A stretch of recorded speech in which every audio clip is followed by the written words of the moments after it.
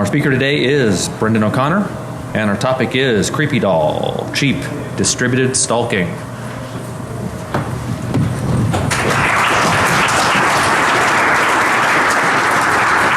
Hi there. And actually, I'll take questions pretty much throughout, other than on the first slide or so. So if you have any questions, just go ahead and yell them out. There are three major takeaways from this talk. The first one is that every single thing we've been working with for the last few years leaks way too much data. Essentially, we've forgotten that privacy, not just security, is supposed to be a goal.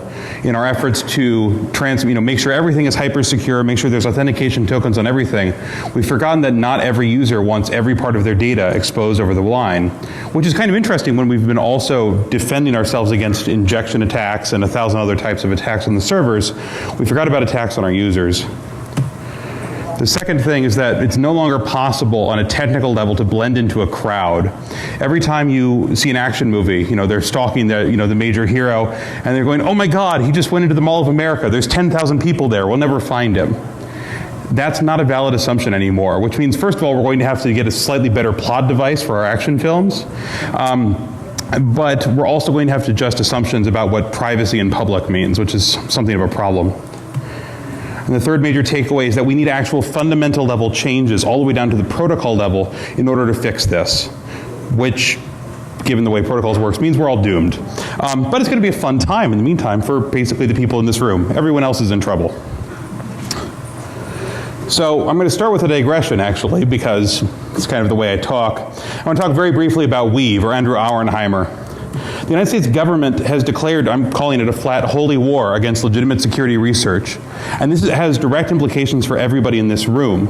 In essence, it's not possible to know with certainty that you can do any request. Indeed, Weave's request was a HTTP request over unencrypted connection with a 200 OK response, and he's serving a 41-month prison sentence. So we no longer have any assurance that we can do any security research in the United States and not be indicted, or indeed any research anywhere in the world, for those of you who are old enough to remember Dmitry Skylarov. This is probably not a good idea. And the thing about Weave is, of course, he's a notorious troll. There's lots of reason to hate him. The thing about criminal law, though, and this is my secondary area, I'm also just finished my second year of law school at the University of Wisconsin, we don't get a second chance. Famously, Mighty Casey got 3 swings to strike out. We get 1 because of the way precedent works. And the problem with precedent in the United States is that it often takes 20, 30, 40, 50 years of, for instance, segregated schools or slavery being legalized before somebody says, actually, we should probably fix that. And it goes back to a precedential court. So we only get 1 time. And the problem is, therefore, we have to support Weave. We have to do the work to support Weave because it's for us.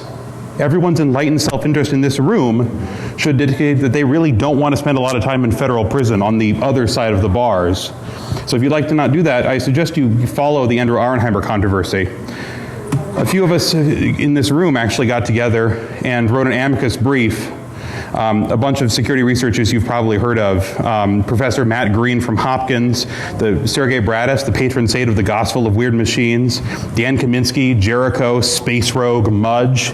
It's a pretty fun list, actually. And we wrote that this has fundamental problems for security research, and that security researchers should be given the same legal protections as people doing security and consumer product research on physical devices. In essence, if the Computer and Fraud and Abuse Act applied to the away from keyboard world, you could never have Ralph Nader's research on the Corsair. It would be illegal to test anything without the permission of the owners. In the meantime, there's a chilling effect because we can't trust that legal actions aren't going to be prosecuted anyway. So this restricts the testing plan for CreepyDOL. It means that I can't deploy it across an entire city without my being personally present at every location and filtering it only to devices I personally own. This doesn't mean that we don't get valid results from it, but it means that the results aren't as broad-based as we'd like. And I'm sorry for that. If you think that's a problem in the United States, then I suggest you call your elected representatives and support a complete repeal of the Computer Fraud and Abuse Act. In the meantime, since I'm a law student, we always have to start everything with extremely serious disclaimers. This is mine. It works about as well as you'd think. It turns out they're completely non-binding, but suffice it to say, I don't speak for anybody except my own corporation, Malice Afterthought. This disclaimer is not intended to be ironic. So So first, a note on DARPA Cyber Fast Track. CreepyDOL itself is not CFT work, and I want to be very clear on that because I've had some odd questions. DARPA is very nice people, filled with very nice people, and they try very hard not to build stuff that creep people out because there have been some problems with the Pentagon creeping people out in the past, setting aside the current Snowden type work. They're very nice people. I try not to give them unnecessary heart attacks. So there is work from two separate Cyber Fast Track contracts in this. The reticle system and the visualization system are both CFT work. So thanks very much to Mudge and to the CFT entire community for letting me do something much more interesting with my time than actually paying attention in law school. So brief roadmap. We're going to start with our goals here. So the first question is, how much data can I extract from only passive wireless monitoring? Well, we know it's a whole lot, right? But what if I didn't have any money? Specifically, what if I'm a graduate student, but my work isn't supported by my university because I'm in the wrong program? Turns out when you leave a major research university in a computer science program and go to a major research university in a law program, but still do computer security research, they look at you very oddly when you ask them for grant money. They think it's kind of weird. They're like, no, you can't have a grant for that. You can go have a Rhodes Scholarship. I'm like, will that let me buy lots of network security stuff? No. And you have to become a jogger. Crap. Okay, so we're going to do this for basically pizza money. Admittedly, Madison has some very nice pizza joints, so I've maybe stretched the definition of pizza money a little bit. But the idea is we want to do this entirely passive. And we get actually a pretty good way of doing that, because those of you who know wireless at low levels very well, at very low levels, know quite well that wireless devices leak information all the time. Every few seconds, your wireless device screams out a list of every wireless network it's ever connected to, and its name, its MAC address, which can be changed, but on mobile devices it's actually really hard to do it. On iOS, I've only seen it done through jailbreaking, and if you jailbreak and change your MAC address, it's always broken lots of other applications, kind of randomly. So it becomes basically impossible even for the paranoid to change their MAC addresses. On Android, it's probably somewhat more possible. Most things are on Android, but it's still not the kind of thing in the general purveying of users. So we're going to do wireless sensing, but we're going to do it with not just one network, because one wireless sensor is way old and passé. So for this we use 10, and the idea is we're going to distribute them over a whole area, and we're going to listen to wireless. But our goal isn't to look for wireless traffic, right, or wireless devices. As you can tell from the title of the talk, CreepyDOL, we really actually want to get a lot of creepy data. What we want to do is be able to track people, not just wireless devices. But it turns out that people are strapping tracking devices to themselves. And not just for BlackHat parties where they won't let you in unless they scan your badge, which is really weird, by the way. Don't do that.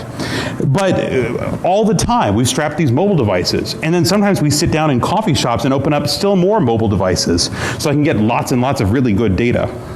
So it turns out I can do identity theft. And when I say identity theft for the context of this presentation, I don't mean identity theft like I'm going to steal your social security number, because I don't really care about your social security number.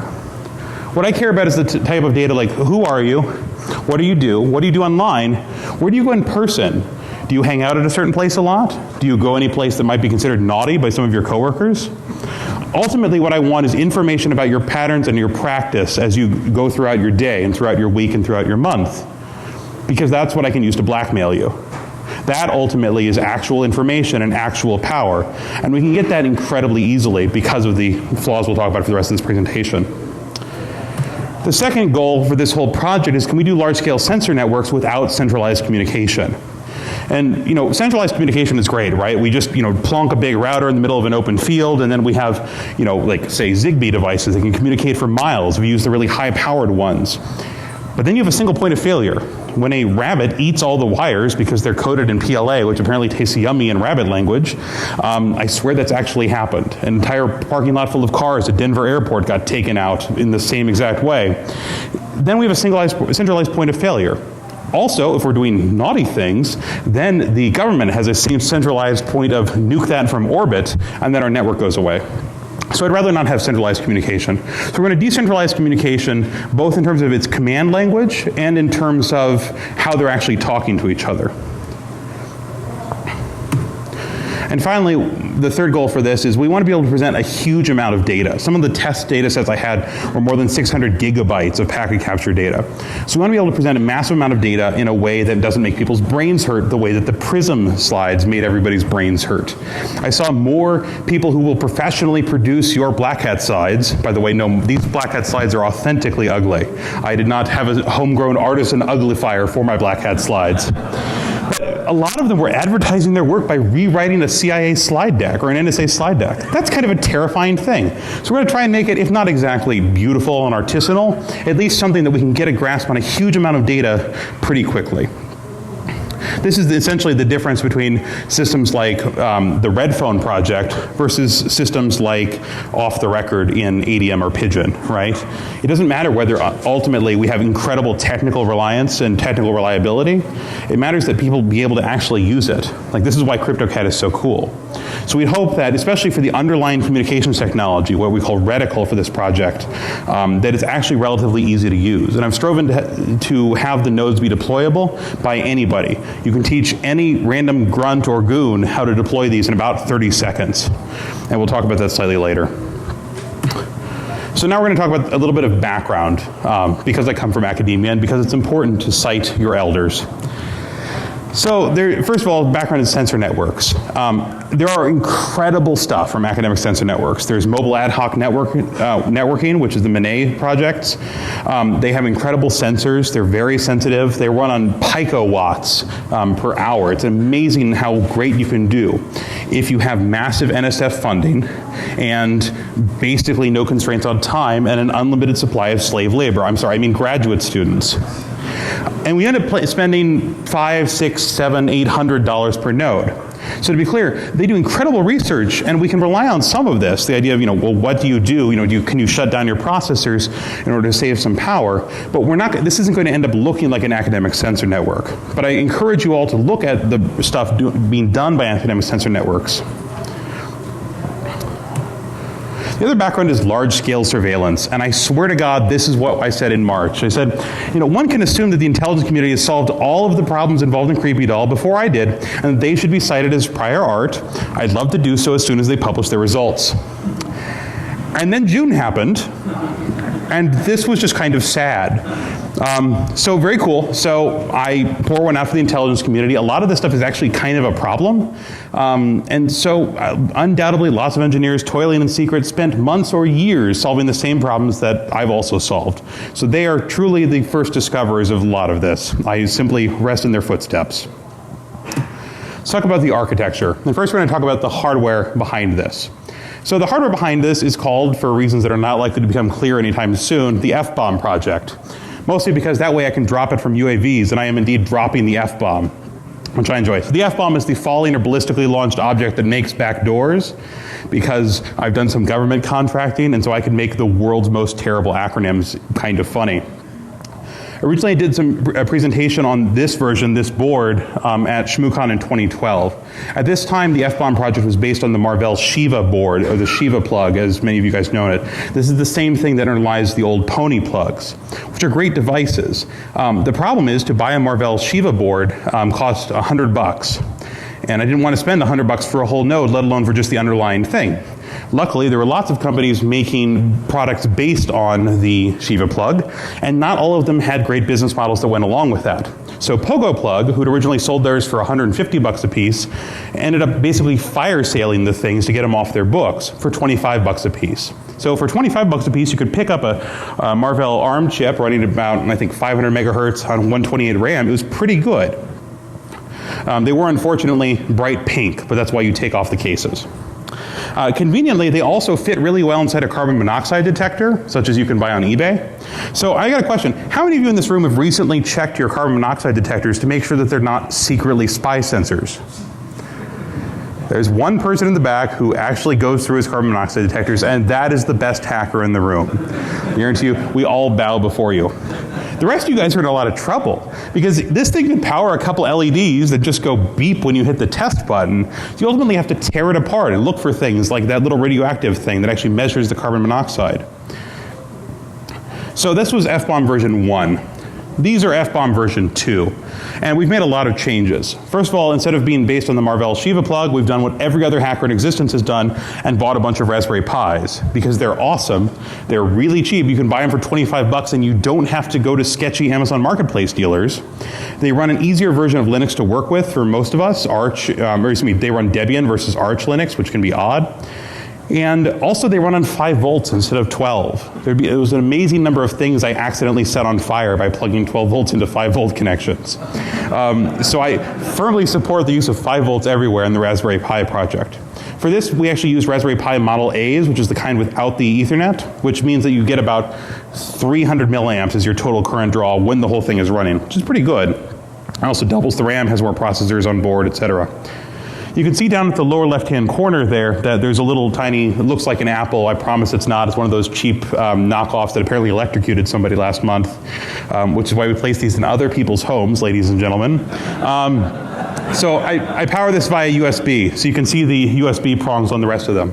That gives us a lot of flexibility that, again, I didn't have with version 1 of the FBOM. Essentially, we can plug it into any wall outlet, preferably somebody else's wall outlet. We can plug them into USB batteries. We can plug them into Minty Boost. We can plug it in anything that gives us 5 volts, which is quite cool. Even though they're USB, they don't take data from it, no matter how hard you try. You can also see there's a couple little cables sticking out of each box. Yeah, that was my bad. I measured wrong when I bought these cases.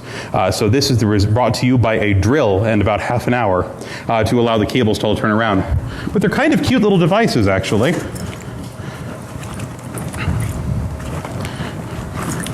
So the idea is this has everything you need in order to steal an entire city's stuff. And it's all pretty cheap. A total cost for one of these is $57.08, all included, shipping included. And one of the most expensive components, annoyingly, was the case. Originally, I had intended to 3D print the cases because I love 3D printers, and then I wouldn't have to have the little bulges on the outsides. But I ended up not getting my 3D printer within about 4 months of when it was promised to me. So instead, we just bought them from a place online who were kind enough to send me, after I drilled them all, oh, you know, we can laser cut those for you for free. This was an hour and a half with a drill and little tiny ABS chunks all over my apartment. But it's pretty good. Got 2 Wi-Fis, an SD card, which is the standard hard drive for the Raspberry Pi, the USB power. It works pretty well. Basically, any 13-year-old kid who mows lawns energetically for a couple weekends can buy a 10-pack of these. And with a 10-pack, you can do a lot of really good work. So why 2 Wi-Fi? Well, it's because if you notice in the last slide, there wasn't any, and then we can plug in a Verizon 3G dongle, so to give them all centralized communications. And we don't do that for 2 reasons. One, because it's really expensive and this goes against the first goal. But secondly, because that gives us a real problem with deniability. If I throw one of these at somebody, which I'm not going to do because I'm going to really injure the first row, I think, or some other random row because my arm's not very good, then you just pull it out. You pull out the MAC address for the identifier for the 3G dongle. You go to Verizon and say, who's paying for this and where's their house so I can beat them up because obviously they're spying on me. There's nothing in this that isn't sold everywhere in every country in the world, which means that you can't even target a particular country as having deployed these. So we have 2 Wi-Fi then because we simply use local ubiquitous Wi-Fi. And it's very well to say, oh, well, but only a few cities have local global Wi-Fi, right? That just works the same way everywhere and it works perfectly. In theory, we have that in Madison, but I've never actually gotten it to connect ever one time. But we don't need that because now I wrote a library. For some reason, no one had ever written an open source library that just clicked through all those little accept buttons on every little captive portal agreement. So now I did. It's called Portal Smash. It's on GitHub, and it will connect to Wi-Fi and click the little button for you so that you can have unlimited internet access. So this is our way of phoning home. So it's important to note, therefore, that this isn't what's traditionally considered a mesh network, where the nodes all connect to each other over their own radios locally. Instead, we're going to have them all phone home over Tor and create deniability that way. So next, the command and control software component. This is the middleware in our kind of layer cake of creepiness. So I completed a DARPA CFT a year ago called Reticle Leaderless Command and Control, and I presented it last summer here in Vegas, but there's been a complete rewrite since then. So let's talk about briefly what's inside it. Every reticle node, and therefore every CreepyDOL node, because this is the communications middleware that makes everything in CreepyDOL work well, runs CouchDB, which is a NoSQL database that works pretty well and has some certain properties I enjoy, plus Nginx, Tor, and a couple custom scripts to make everything keep working. This lets the nodes combine into a peer-to-peer, what I call a contagion network. The idea is that anything that goes into any node goes to every other node immediately, which is the science of contagion as brought to you by H.P. Lovecraft. They talk via Tor, which prevents anybody who has one of these things that suddenly magically showed up in their coffee shop determining where they're actually talking to, determining where the other networks or where the other nodes are. This both helps solve our introduction problem, because now instead of communicating IP addresses and having some kind of weird NAT punch-through problem, we can just have a Tor hidden service, and Tor solves our NAT problems for us, which is quite nice. The other thing is then built into Reticle is what I like to call grenade encryption. The idea is that we're going to make reverse engineering of a node, if you find one in your place, as hard as possible. And so we'd like to encrypt all the command and control data on the hard drive and encrypt basically everything of any use. But there's no monitor on this, and there's no keyboard. So you could do one of two things. You could store the encryption key on the device, which makes every person using encryption cry. Or you could do kind of what I ended up settling on, which is at boot, you stick a USB key in this, and then it reads the key, it saves it in volatile memory only, and then you actually pull the USB key and throw it at an enemy, which when they're on batteries works better, as long as you're not beaning people in the audience. So this makes it way harder to recover the encryption keys. Yes, you can still cold boot them, but the cool thing is that most people are going to go, oh, what's that? Unplug, and then it's too late to do a cold boot. You've only got a couple seconds. As long as we haven't created a culture in which most people's first response to anything they don't see they aren't used to seeing in their house is to pour liquid nitrogen on it, then this is a relatively effective response to the cold boot attack, especially when they're not on batteries. If we've created the liquid nitrogen pouring culture, then I think we've won and we can all go home. So as you can see, again, so we've got the Ruby, what I call the Reticle runner, which is just a kind of mother script that connects to it and makes it do stuff. Excuse me, I can speak English good. Then it connects to the CouchDB storage. It talks through Nginx. Talk to me offline if you'd like to know why a 2-year-old bug is ruining my life still about CouchDB and client-side SSL verification. But the upshot is we have multiple layers of encryption. Every node has a revocable key, and they all get to talk to each other through this cute contagion network. So CreepyDOL is, in the end, just a mission that Reticle runs. And Reticle is open source as its own project. So a lot of the code is online already. There's been a few modifications I've made that I'll push in the next couple of weeks. And I hope that we start getting a lot more really cheap sensor network stuff that works like this, because there's a lot of good additions you could make to a node that's already as creepy as the CreepyDOL nodes are.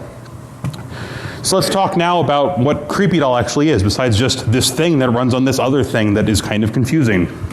So the design of CreepyDOL, first, is that we're going to have distributed querying for distributed data.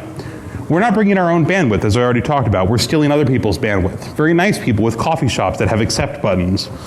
But since we're not bringing our own bandwidth, it's tacky to capture everything in a whole area and then ship the whole PCAP home. We're going to overload Tor, which makes Tor developers sad. We're going to overload the coffee shop, which makes everybody drinking coffee sad. So instead, we're going to filter out the PCAPs and do pretty much all the actual intelligence gathering on the nodes themselves, which we can get away with because unlike academic sensor nodes, we're just using Raspberry Pis that have a good little bit of horsepower. So we're going to digest all of the queries pretty much on the endpoints and only send home what we really, really need in order to do higher level queries. So anything that we can run on the nodes, we're going to run on the nodes. And the only thing we don't do is we don't process multi-node data. That is queries that take advantage of a whole bunch of different pings over time. Because even though every node has access to all the data, in order to do that kind of query, they need to use a lot of storage space, and they don't have very much storage space. We only put little 8 gig chips in them. So instead we do the multi-node queries on the back end, and we'll talk about that in a minute. So the centralized query for high-level questions. So we don't answer questions like, well, where does he go 3 or 4 days a week looking for coffee on one node? Well, unless it really is exactly the same place. And even then, we try to pull the data off the nodes as quickly as possible. So we did these kind of higher level data mining queries, like he showed up for coffee at 8 a.m. on Monday. He showed up at coffee for 8 a.m. on Tuesday. I wonder, Wednesday, Thursday, Friday, Monday, Tuesday, Wednesday, Thursday, Friday. I think he goes there for coffee every day, right? We're not even talking high-level artificial intelligence, but we can do that as long as we don't need to run it on one of these endpoints. So we run these on a centralized system. What we essentially do is we have a data sync node that looks to everybody else like just another reticle device. And indeed, it can be just another reticle device. And it pulls the data out of the CouchDB and replicates the delete command back across everybody else's database.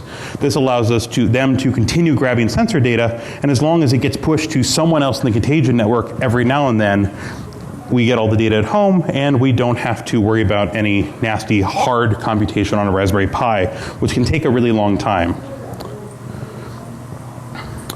So this is our data query methodology. It's called NOM, as in we nom all of your data. And so NOM stands for three things: nosiness, observation, and mining. So observation is probably the easiest one to explain. The idea is we're going to be searching packet capture data, or packet captures for intelligence level data, right?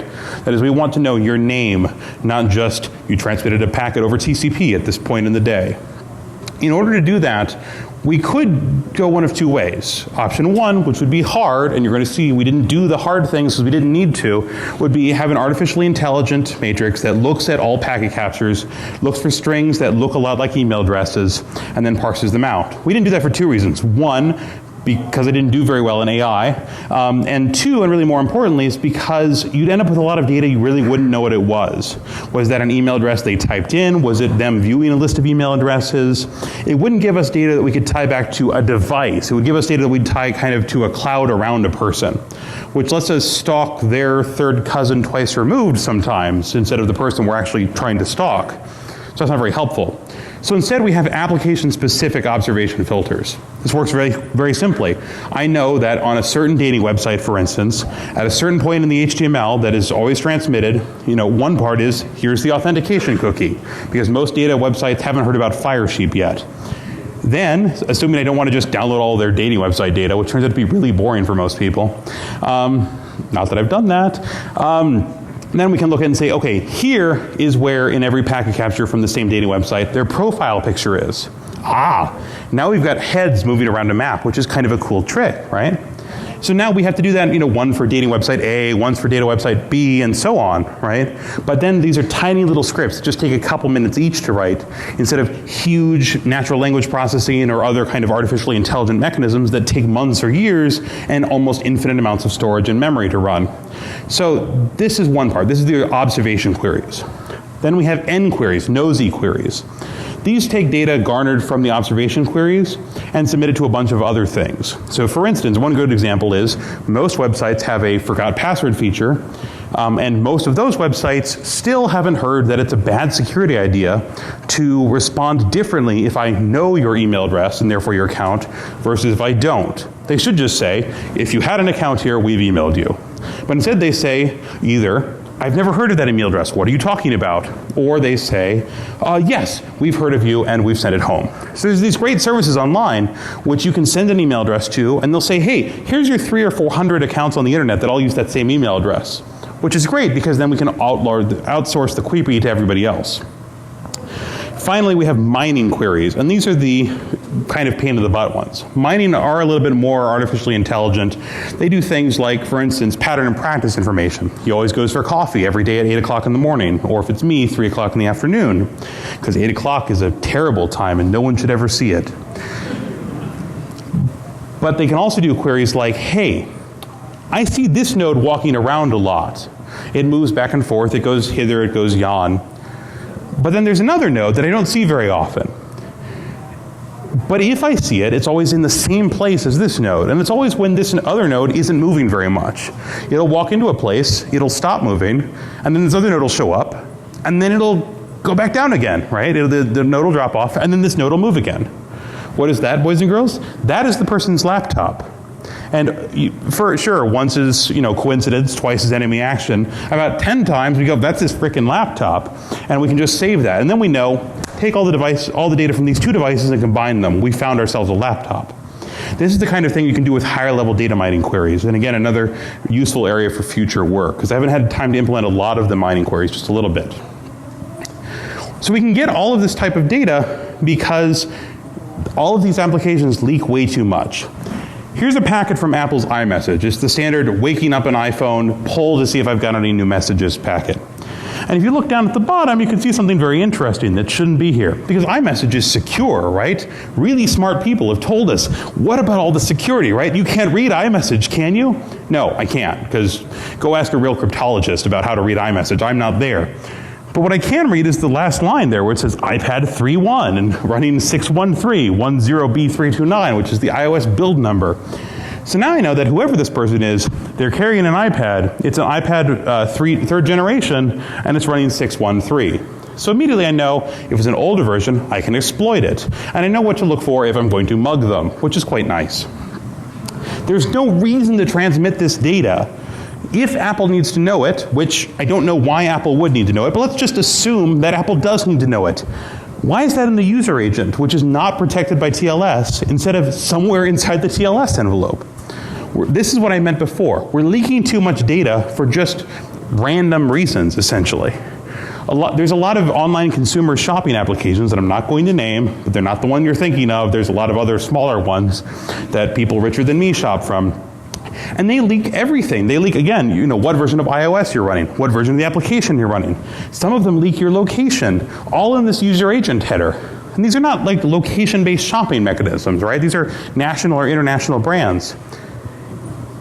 There's no good reason to put this in an unsecured thing, because what this does is it makes everyone in the area know more and more about this person. So the idea is, again, even with secure websites, we can see a lot. Even with the most highly secured websites, let's say Dropbox, right, which has some problems, but let's assume for the minute that Dropbox was a paragon of security and never had any password reset vulnerabilities. We can still see that a user's talking to Dropbox. If we've gotten their email address from something else, now we know, well, I've got their email address. If they've got a forgot password recovery that, like the Apple one, allows me to guess a couple other things I've probably stolen from the online dating profile, like the name of their third cat, then, I've got an account. So we get all of this data for free because no one's been bothered to secure it. It's been, for some reason, not inculcated in our culture to remember that the user is also under attack all the time, not just us. So this is the overall architecture, and the text is a little bit small. But on the left, you can see 5 example CreepyDOL nodes. They all talk to each other. They drop data into a sync node, which is just another CreepyDOL node. The only difference is the sync node is programmed to delete data off of the network. The sync node throws it into 2 different types of data storage, one called Shark, which is a all-in-memory replacement for Apache Hive, part of the Hadoop project, which mostly lets me run Hadoop-type queries really, really fast, and drops it into another instance of CouchDB, which lets me run other types of queries really, really fast. Then we talked to the visualization layer. Remember when we were going to do nice user things, we weren't going to have Brendan talk for an hour on end about all the stuff on his slides? Yes, we're going to have the visualization layer too. And so that's just going to talk to those last data providers. Finally, we talked to an OpenStreetMaps provider such as CloudMade so we can get maps. Because at the end of the day, we want to see people running around the room for our entertainment. The visualization comes from a second DARPA CFT contract that's also called NOM for reasons that I'm not going to go into right now. And I use the Unity game engine. How many of you guys have ever programmed with the game engine before? Like 5 or 6, right? They're really cool though, because there are millions of mythical man months and mythical woman months that go into developing these things by people who really know games. And for those of you guys who've tried to do visualization before and rolled your own engine or just used processing, which is what I usually do, it's so nice to be able to just say, throw in 10,000 nodes, and it'll just pretty much work. As a side note, so most of Unity is written in C#, and you can write in C#, or you can write in JavaScript. In the next time I do something like this, I'll just learn C#, because writing JavaScript that's actually ecmascript.net, that's then upgraded with a bunch of other Unity-specific functions that's then compiled into the .NET Common Language runtime and then interpreted at runtime on an iPad by Mono is the most unbelievably complicated set of compiler hell ever. You never thought you had JavaScript debugging problems until this. It's amazing. But it actually works really well once you've gotten your code debugged. And it works so well because it's a real consumer-facing game engine that probably runs hundreds of things you guys all have on your Apple or Android devices. So I can run it on iPad, I can run it on Mac, I can run it on Windows, Linux, Android, Xbox 360, Wii. Maybe I could be creepy with a Wii. That sounds wrong. Let's just move along. So the idea of part of this is also, we're not going to do the traditional problem of run all the computation locally and do the visualization there, for two reasons. One, we have a larger scale problem. If you have 600 gigabytes of RAM on your local computer, I would like to make you my friend. But I do not, so I can't run this level of data visualization on my own computer. So we're going to outsource it. We're going to actually outsource it to the cloud, and we'll talk about that a little later. But we can outsource it pretty much anywhere, even just to a virtual machine, and then run the visualization locally on something with not a lot of RAM. So if you can run on a Unity game, which means if you've got a computer in the last 10 years, or a mobile device in the last 3, you can run the non-visualization system. So what does this actually look like? Well, we've got a demo video, because I didn't want to taunt the demo gods by actually doing this quite live, but I recorded it just yesterday, so it's pretty good. But first, we're going to talk back about test parameters. Remember weave? So to prevent badness and sadness and being on the very pointy end of a government investigation, we only looked at our own data. Let's all say together, we only look at our own data, because otherwise there are federal prosecutors with very small senses of humor. So no part of this ever collected data from any random stranger. As I mentioned, that sucks, right? Because like it's way more fun. And it's probably legal. Most courts have said that Wi-Fi sniffing is legal. And you go ahead and get on stage and talk about how much you sniffed from all the people of Madison. How dare you? So this doesn't prevent us testing scaling, because we can just either generate more data or switch our own MAC address randomly or a few other things like that. It doesn't prevent us testing the accuracy. All it does is it means that we only have one person to stalk, me. So I'm going to put all my personal information up on a stage in about 20 seconds. So I hope you all feel the pain of me not simply taking the identities of every person in Madison who probably wouldn't even notice. So this is what it looks like. Powered by Unity, because may as well give them a plug. I'm sure they'll love that PR. It's a simple grid. I designed it to look more or less like StarCraft, right? It's a real-time strategy game, except instead of alien troops, we have people. We have the people pop up, and quickly we get from OpenStreetMaps the map. We can zoom in, we can zoom out, which is quite nice. The little black dot in the middle is just so I can see where the camera is pointing, because again, not a professional games developer. We can do box zooms, which means we can have them redrawn across the whole area and zoom in on the map, which will load now, to see where they are. You can hover over them to look at MAC addresses, which is kind of cool because we have time and we have MAC addresses, or we can click on them and see everything about them forever, because all of these application filters just dump it into the visualization. So you can see that my real name is Brendan O'Connor, which if you didn't see it on the deck outside, that's what it is. My email address, you can see which feed reader I'm using, although I've covered it to protect the guilty. You can see that I use a dating website. Not anymore, for those of you who've met my girlfriend, but I took my old profile, I promise, and I pulled my photo out of it in real time. I also pulled the completely unsecured Forecast.io GPS trace. I pulled the completely unsecured, for no reason, Apple iMessage stuff. So you know an awful lot about me immediately. And now you know, if you know where that place is, where I was, what I was doing at that time. And you can play it forward and see, well, then where did he go next? And you can see some of the other dots that were me wandering around in the middle of Madison with my own nodes, only tracking myself, right? And so then we start to get the pattern and practice information. Immediately, you can have a human look at that and go, well, I know what that is. He was in that Peace Park. That must be where all those hippies in the drum circle hang out, which is true, because it's Madison. But so is every place else, because it's Madison. But immediately, you know, imagine that there's an adult store on some part of that block. There's not, but imagine that that third dot from the right there was. Now you have something you can start to use against people. Probably not in Madison, but if you come to Vegas and go to the wrong place, maybe this becomes of more interest to your employer. Or maybe this becomes of more interest to someone else's employer, about someone else. Because ultimately, this is what information is. Information is power. And this is provided information. And so when it pops up on screen, I want you all to think that that's your weirdly silhouetted profile out of an old dating website profile. And remember what a bad idea it would be if this was happening to all of you in real time. Because it probably is. If I can do this, any of you can. So where do we go from here? Well, we can talk about scaling. Sharding the contagion networks is the easiest way to scale up the reticle project, to go from 10 or 20 nodes to 100 or 1,000, just cutting them into smaller pieces. And sharding actually works really well. You just have a contagion over a single area. You can actually shard them regardless of geographic area, so you could kind of intermix which nodes were in which shard in which geographical area. It doesn't hurt, because remember, your replication is the other nodes in the shard, and they don't need to be geographically close to each other. Then all the different shards have their own data sinks. They all drop it into the same large CouchDB, and it's perfectly fine. We can actually also scale the back end too, the same large CouchDB. As I mentioned before, I've tested this up to 600 gigabytes of packet capture data. Just increase Shark. Again, I don't have that much RAM, just put it on Amazon. Amazon has a perfectly nice way of running Shark. One of those awesome 8XL servers, right?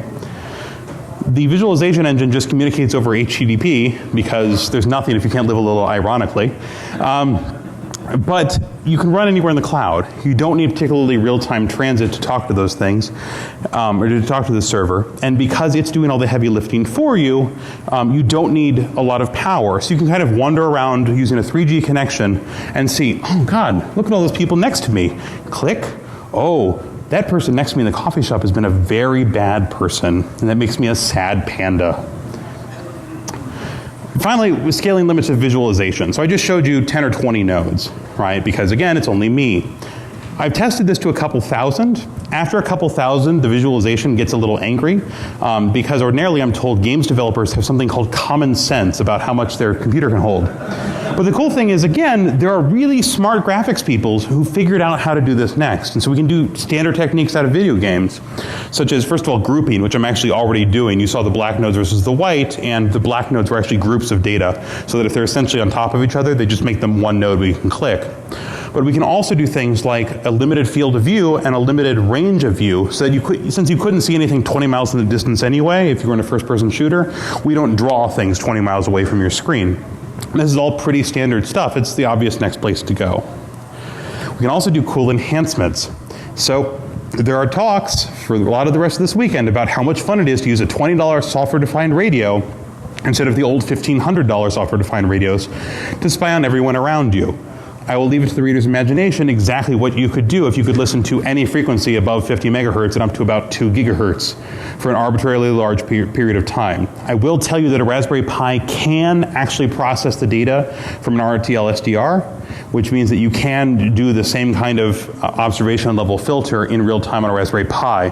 And again, if we're only saving results into the database, then it all works quite well.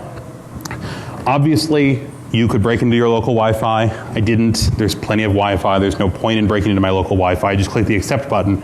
But it's very, very easy to add something like Reaver or other standard types of attacks to break into your local wireless network and then use that to make sure you've got wireless everywhere. And finally, you could add things like something like the Jassiger project using the Wi-Fi Pineapple to great effect to make sure that wireless devices connect to you. Because this is the cool thing. We get data from all of those wireless nodes in the map, whether or not they're connected. Most of those nodes that I showed you on the map a few minutes ago didn't actually sit down and connect to a wireless network at that point. They kept walking, they kept moving, but I heard them beaconing. And because everything is conveniently stored with a primary and relatively unique key for our NoSQL database, we can just correlate it all. With Jassiger, we can force them to connect to us, which is great if you're actually going to start, stealing credit cards and doing SSL strip and all that. So depending on what you want to do and how criminal you really want to be, you can go ahead and add that to this in about 3 clicks. It's not a big deal. So how do we mitigate this? Well, the problem is this is a multi-level problem. Wi-Fi down at the lowest level, right, IEEE 802.11 plus subsequent extensions, tells us that we should constantly ping and send our MAC address in our list of networks. Well, that's a bad idea, because then I've got personnel tracking, and if I just find out your MAC address, I can track you around a city. At the middle level, we've got a bad idea too, which is that iOS doesn't have any way that a user can force a VPN to connect to Wi-Fi, or like connection to Wi-Fi before any packets go through. A lot of laptops have that functionality. There's no way to do it on iOS. I'm not sure there's a way to do it on Android, but I don't use it, so I can't swear to that. So the OS is also to blame, right? Because there's no way to shield our data. If it was only GPS tracking and MAC addresses, that would be really bad, but it wouldn't be quite as bad as when we've got a photo moving around the map. And finally, the app level is to blame, right? Why are apps transmitting this much data? There's no excuse for this, right? We don't need this much data. A random high-end shopping app does not need to know my exact 5 digits of precision GPS-style location every single time I decide to buy an expensive pair of high heels, right? Probably should have said that either. But we've gotten addicted to this big data, right? And there are people in every room in this conference who are going to tell you how awesome big data is. And you're right, big data is awesome if I want to steal your identity. It's less awesome if you're a consumer, We should demand better, and we should be doing better at every one of these levels. The problem is, it's going to end up a lot like the 90s virus problem, right? Where, the app developer says, well, the user shouldn't use me in an unsecured place. And the OS developer says, well, you don't really need to connect to VPN. You shouldn't be doing anything bad. Even though the first time you connect to Wi-Fi, it automatically sends your iMessage updates, your Dropbox updates, every push message in the world before you have a chance to click the VPN button. And the IEEE is going to go, hey, we don't do security. Look at web. We're terrible with security, so why should we care at all? The problem is it's everyone's problems, just like it was when every user in the world was getting viruses every 30 days because the OS was broken and the users were broken. We have to fix every layer. So it's the status quo, right? We're the status quo, we're just going to be doomed. Unfortunately, the status is not quo. This is not an acceptable behavior. We cannot, as users and as developers and as hackers, tolerate this level of privacy leakage. We should be doing better, and as developers, we have a responsibility to do better. So I want to talk for one more second, my second digression here, but it's just one slide, about our responsibility, right? Because we have a problem.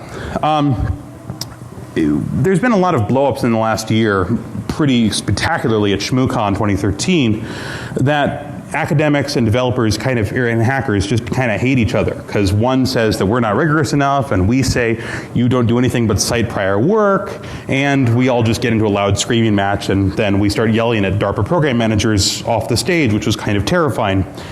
So there needs to be some kind of way that we can figure out what our responsibility is. We can figure out what the best practices are. Because the problem is, for every project like CreepyDOL, for every project you've heard here, we have an awful lot of time spent reinventing the same thing, right? Whether that's figuring out again how Kaminsky injected Len Sassaman's face into the Bitcoin stream, but it didn't really get published, or figuring out how exactly the SSL strip attacks, but it wasn't published very easily, or just the fact that a lot of times a lot of the best work is in 2 or 3 tweets. Heck, there's a whole crypto library they just published in 2 or 3 tweets.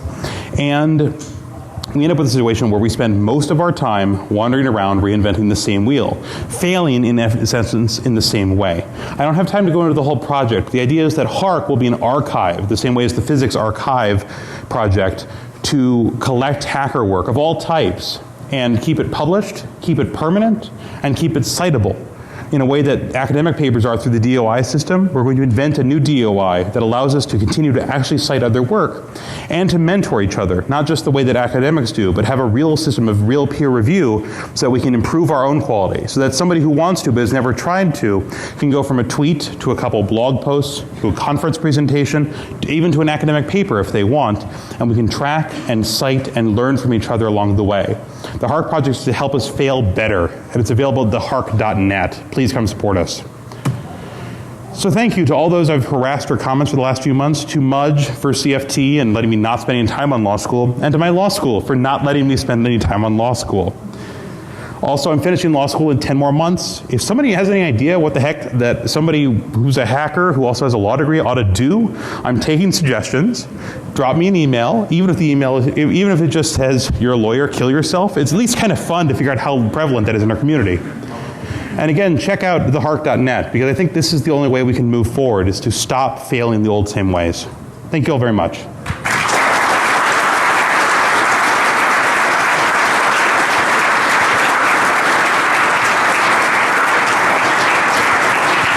So I think I've got a couple minutes for questions. We've got 11 minutes? Cool. Absolutely. So yeah, questions, since you all obviously listened in when he scared you into not asking questions. Sorry? Oh, I didn't. Sorry, yeah, CreepyDOL stands for the Creepy Distributed Object Locator, but mostly it's CreepyDOL because there's a Jonathan Colton song. I knew it! Exactly. And there's a CreepyDOL, it's always watching you, it's got a ruined eye that's always open. Next question. Yeah. Interesting stuff. Shh. I'm wondering if you've seen a project called Snoopy. A project called Snoopy. No, I've never heard of it. Sorry. I released a tool last year at DEFCON London. Snoopy is a distributed tracking profiling data setting framework. So that plus your... This is why we need HARC, is because I should have been able to find this. I did months worth of just searching for stuff that were like this, and I never found it. So no, I'm really sorry, but I'd love to talk to you. Okay, so maybe just some things that I encountered that Exactly, yes. Let's fail better together. It'll be awesome. Yes. Yeah. Yeah, a few minutes on your cold boot problem. Uh-huh. So I deploy this on the N900, which has an accelerometer. So someone picks it up, makes it itself. Can you get an N900 for 20 bucks? You can get it for about 60. That's not bad, actually. Second-hand one. So actually, the hardware I use in the system I built now, so I just rebuilt it, and I use the Beagle bone. You over that, it's about $40. So it's much more stable than pipe. Gotcha. Yeah. Also, just big load testing on Fair enough, yeah. devices. Right. So just to summarize for everyone else who couldn't hear that, so the idea is, why didn't you use other hardware, both the BeagleBone, which he's used, which is awesome software, or awesome hardware, and the Nokia N900? And the reason is, in both cases, actually cost. It's the same reason I couldn't use Arduino, is because they both just cost a lot more off the top. And the idea was to make this as cheap as possible. That doesn't mean other people can't do it better who have grants. I just don't. Other questions? Yeah.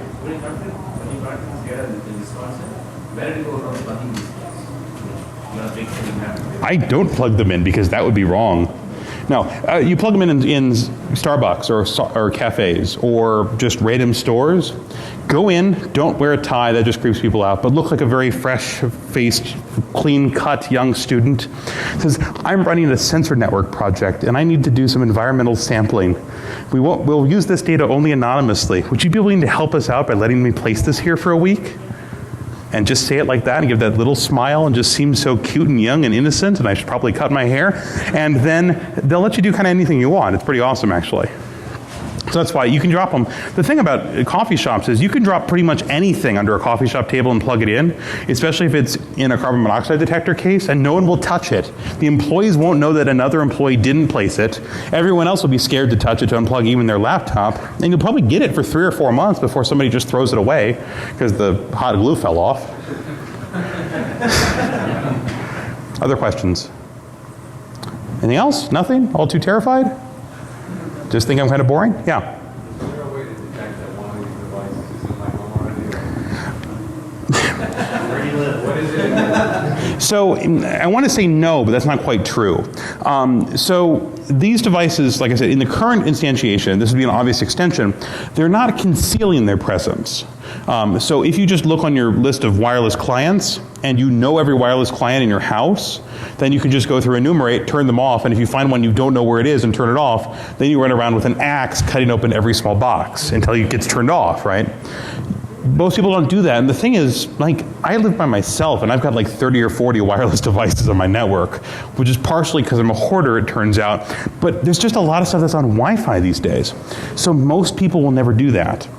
As I mentioned before, they hide their pathways by communicating through Tor. So you can detect Tor, but assuming you use Tor, which since you're here you probably do, that doesn't really stand out on your network. And so there's no centralized point, even if you have a known adversary, that would let you know, oh my God, that guy's after me, I always knew it.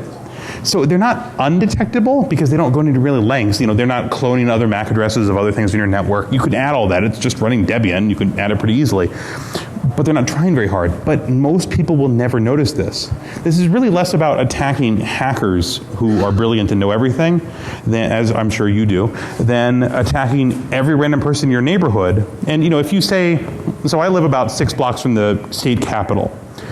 If I put these around the Capitol Square, where most of them live, work, eat lunch, say too many things, drink a few too many times, I don't need to attack any particular state senator before I get whatever it is I want, for all values of whatever, right?